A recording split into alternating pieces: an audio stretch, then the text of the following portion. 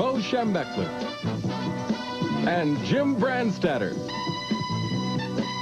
is brought to you by the General Motors Corporation, by General Motors Parts, by GenCorp, and by Budweiser. The Wolverines are 2-0 in the 1986 season following a 31-12 win over Oregon State, and yet the score seemed lopsided, and it was a much closer game than that, wasn't it? Well, it was, Jim. Actually, they did an exceptional job of throwing the football.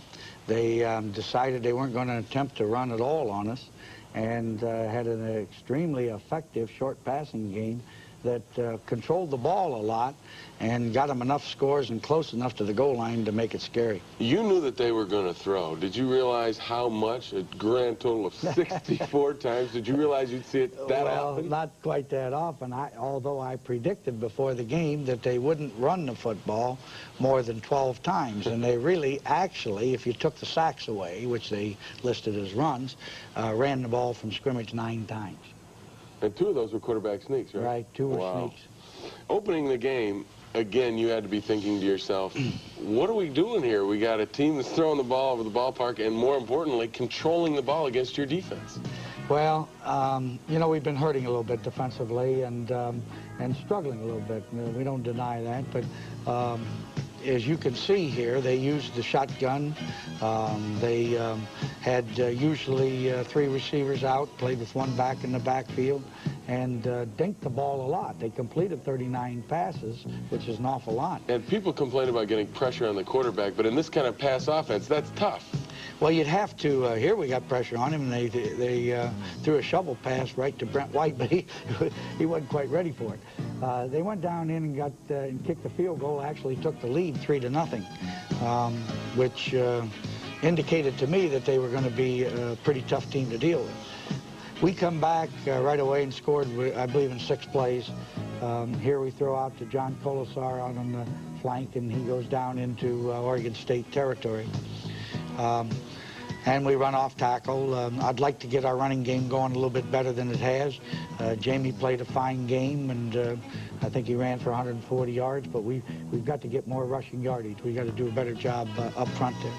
Here on a 3rd and 5, Jim rolls out, throws the ball to Gerald White for a touchdown, and we take the lead. And we take the lead for good, but it's not always that rosy. As you say, they're a real sticky team, and they were sticky. And again, the idea of throwing the short passes, finding the open seams, and the kind of passing attack they have, it does lead to having trouble getting pressure on. Right, and it's a quick passing attack. It's not where you say rush them. They don't take the ball upfield an awful lot, and you can throw those passes pretty quickly because your receivers don't have to get too far downfield. Here's a 3rd down and 3, and they hit out into the flat on us here for a 1st down. And that's actually what they called a face mask there. I didn't see it, but he called it. Here's a 3rd and goal, and we get some heat on him here and finally get a sack on him. But most of the time, he had enough time to throw. Their linemen were in an up stance. They were back off the ball. They were in very tight splits, which made it difficult for us to penetrate. And it was an effective way to play us. It really was. And 7-6 at the end of the 1st quarter. Right. You come out, and again, Jim Harbaugh goes to the air. Goes to Gerald White into the flat on a bootleg pass for 1st down. Comes back and runs Jamie Morris here, breaks outside, makes a nice cut, and runs for good yardage. Jamie Morris did have 1 fumble today. You're upset about that, I know, but he still had an outstanding game. Yes, he did. I'll have to admit that, although we don't want him to fumble. Here is a tip ball that Kenny Higgins makes a great reception on. It was a very key play. He gave us the ball there at the 11-yard line. Jim again now gives to Jamie, who breaks outside. There really wasn't any place to go here, and yet he ends up going all the way to the 3-yard line. He is surprisingly powerful for such a little package. He's the strongest little guy that I've run into. This is the option play and the pitch out to Gerald White for the touchdown. And in the 2nd quarter, we take a 14-6 lead. You had to feel confident the offense is moving the ball, but then again, they come back and are able to make these little short passes and get things done. The problem with that is the offense will move the ball, but you can't move the ball when you're on the bench. And their passing attack, although it didn't score a lot of points, kept a lot of possession time, a lot of field position time, and so it hurt us from that standpoint. Here's a 3rd down and 3. Had too much time back there and found the tight end for the touchdown. And they go for a 2-point play that's unsuccessful. And we go in at halftime leading by only 2 points. At halftime, you're favored by 38 going into the game. You had to figure to yourself, oh my gosh, am I into another one of these games? Well, I felt going in it wasn't a 38-point game. Let's start with that. But yes, we were very much concerned, mainly because of their ability to control the football. And not that I didn't think we could move on them or score on them. It's just that we couldn't afford to just let them have possession time and gain field position constantly. Well, it worked out in your favor anyway, and we'll be back and we'll take a look at the second half highlights of a very tight Michigan victory when Michigan Replay returns. Well, we felt that we could run on them, and we weren't doing things right, and the line wasn't getting off the ball, and the backs weren't running hard enough. And we came out the second half, and we started running the ball a little harder, started blocking a little harder. With the crowd coming in and the defense doing what they did like last year, and then kind of got us going, kind of got the offense going, and we felt that we had to get some scoring on the board. Second half.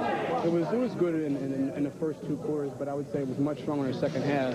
And as you have a strong pass rush, I mean, the ball is thrown quicker than usual. And as a result, we shut their offense down a little better. Ivan Hicks of the Michigan secondary telling the story of what Michigan had to do in the second half against Oregon State. They were ahead 14-12. And really, you had to make the adjustments defensively against that short passing attack, didn't you?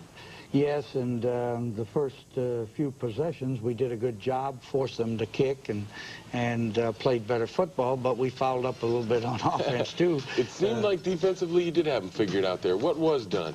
Well, we did a little better job, as you can see here. We got a little more pressure on him, and once you do that, then when he's throwing that ball a little more hurriedly, then you've got a better chance to defend it when it's downfield. But there's no question. Well, they didn't score the second half. Here we had a busted protection. Jim comes out and does a great job throwing the ball to Higgins for a 1st down. He is getting very good at that. I mean, he's been good at it for 2 years now. Right. He does a good job at that. Here's the draw play. Jamie breaks outside and gets good yardage. We can move the ball on this team. I'd like to have blocked a little better, got a little better running attack going, but that's one of those things. Here, once again, he hits Higgins coming across the middle for a big play and another 1st down. We get stopped here and go to the field goal and kick it to make the score 17-12. With the field goal, I know you would like the touchdown. You still got to have that offense on the field again, and your defense is running around against them, and they start moving it. Yeah, because here's a 3rd and 16. The guy makes a great catch over the middle for another 1st down. 3rd and 10 here. We seem to get these 3rd down situations on them. Finally, we get a sack here and a fumble. We cover the ball, and we're back in business. Is that kind of a passing team that the tougher one, they don't throw it down the field much? That's right. You're going to complete those. There isn't any question about it. Here, Jim breaks outside and runs for a 1st down. That type of team is difficult because it's a possession-type passing attack. They don't burn you with a big one, but they can hurt you. Here we're getting a little better blocking in here and picking up some yardage and moving a little better. This is a very key play, 3rd and 1 on the option. Jim goes 22 yards for a touchdown, and that really breaks the game open because now we lead by 24-12. And that's out of the wishbone. And that's what you put the wishbone in for, right? Right. It's a short yardage goal line offense, and it's worked pretty well for us. We've been well pleased with it. They come right back, start to hit a few of those passes again over the middle. All day long. It was just up and down the field. Well, you throw 60, how many? 64 passes. 64, that's a lot. Here we get another sack on him here at the 15-yard line.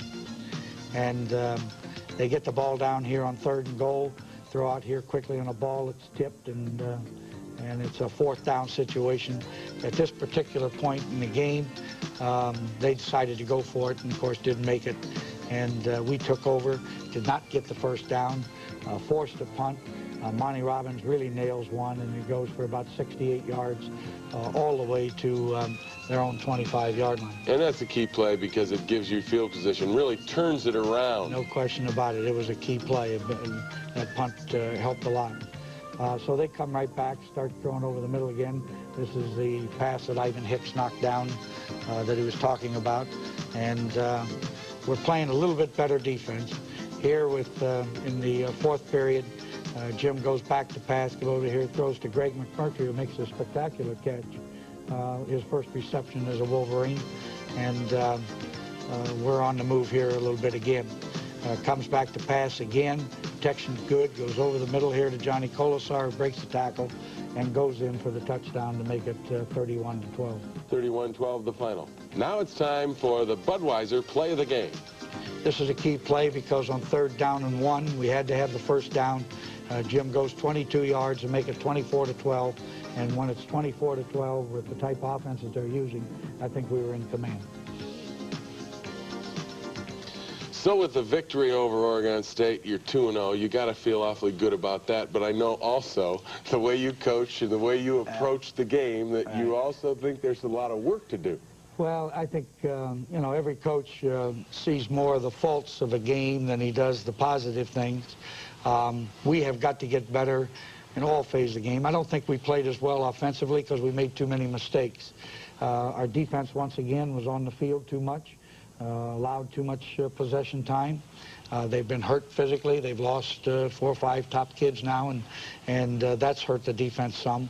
We just got to come together and start playing better, and we can do that. You talk about playing together and all those other things. Would you rather play a team that tries to run the ball or has a more balanced attack rather than one that dinks the pass around? Well, I don't know. You know, this team got 360 yards on us, and almost all of it was passing, but they only got 12 points.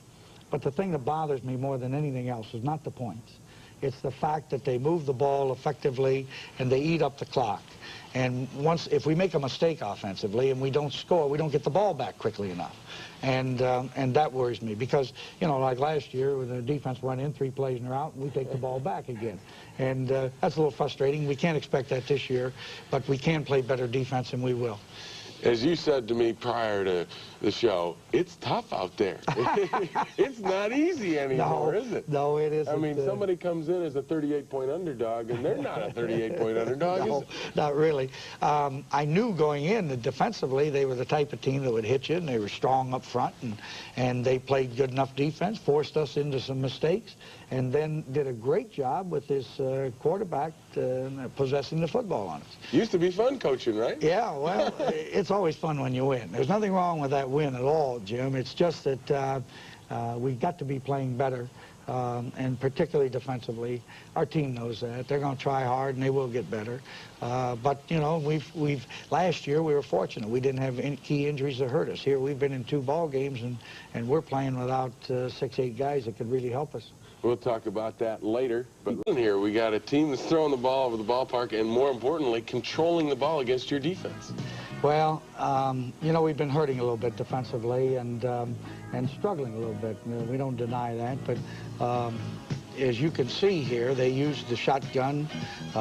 They had usually 3 receivers out, played with 1 back in the backfield, and dinked the ball a lot. They completed 39. And it was a much closer game than that, wasn't it? Well, it was, Jim. Actually, they did an exceptional job of throwing the football. They decided they weren't going to attempt to run at all on us, and had an extremely effective short passing game that controlled the ball a lot and got them enough scores and close enough to the goal line to make it scary. You knew that they were going to throw. Did you realize how much? Bo Schembechler and Jim Brandstatter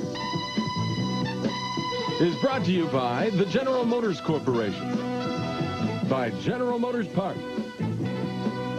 by GenCorp, and by Budweiser. The Wolverines are 2-0 in the 1986 season following a 31-12 win over Oregon State, and yet the score seemed lopsided. Passes, which is an awful lot. And people complain about getting pressure on the quarterback, but in this kind of pass offense, that's tough.